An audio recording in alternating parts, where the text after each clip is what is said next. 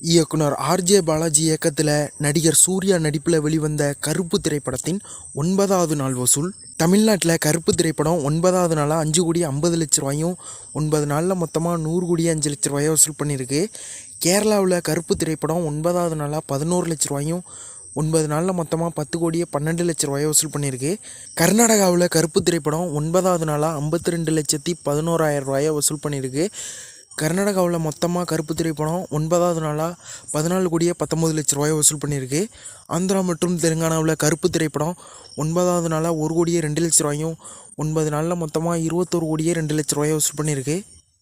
Rest of இந்தியாவில் கருப்பு திரைப்படம் 9வது நாளாக 9,00,000 ரூபாயும் 9 நாளில் மொத்தமாக 2,50,00,000 ரூபாயை வசூல் பண்ணியிருக்கு. ஓவர்சீஸில் கருப்பு திரைப்படம் 9வது நாளாக 60,50,00,000 ரூபாயை வசூல் பண்ணியிருக்கு.